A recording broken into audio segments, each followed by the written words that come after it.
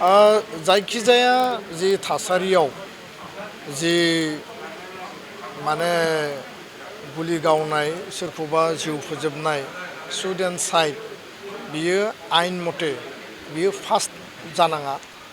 गिबियाव सोरबा जुदि इलिगेलि हाबा मावदोंबा रायमना नेशनेल पार्कआ गोदानै माने हादरारि नेशनेल पार्क हिसाबै फोसावजादों।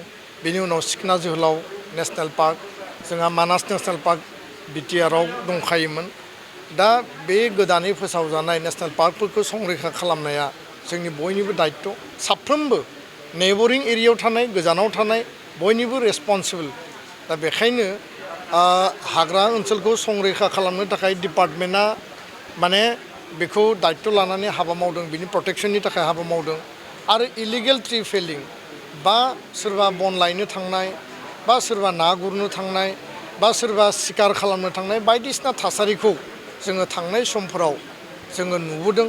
आरो बिनि थाखाय जि नेशनेल पार्कआव जिखिनि माने फरेस्ट गार्ड दङ बा प्रटेक्शननि जायफोर दायित्व दङ बिथांमोना बेबस्था लाबोदों। खिन्थु रिसेन्टलि दाख्लैयो आरो मैयानि जि घटना रायमना नेशनेल पार्कआव फुंखा बसुमतारी मुंनि सासे जोंनि जाखांफुनाय सासे लाइमोन बर' सेंग्राया अबथिरायै बिथाङा जिउ गोमानो गोनां जादों। आरो न'खरनि सुबुंफोरा बुंदों, डिपार्टमेन्टनियाबो बुंदों जे बिथाङा गुलि नांनानै थैदों। आरो न'खरनिया बेखौ क्लेम खालामदों जे मानो बेखौ इनायै गावथारखो।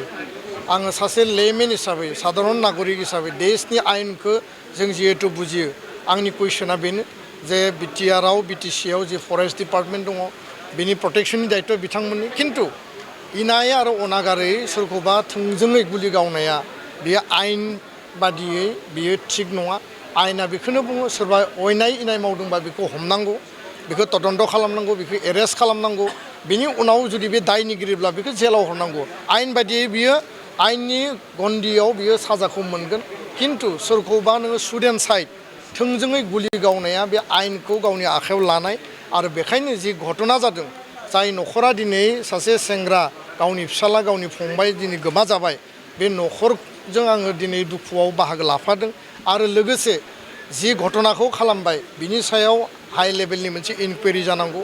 खारन सासे मानसिनि जिउ जोबदों, मानसिया थैबाय जोब्बाय, बिनि उनाव माबा मोनसे कम्पेनसेसन होगोन, बेबायदि खोथाजों सहज आरो साधारन खोथाजोंनो सासे मानसिनि जिउनि बेसेना माने मालाबाबो रुजुजाया। बिथांनियाव दाय थानो हानाय, बन लायनो थांदों, दंफां दाननो थांदों, मा कारनाव थांदोंमोन आरो बोरै बबे सिटुवेसनाव थैनो गोनां जाखो, बेखौ बिटिसिनि फरेस्ट डिपार्टमेन्टआ स्पष्टीकरन होनांगौ।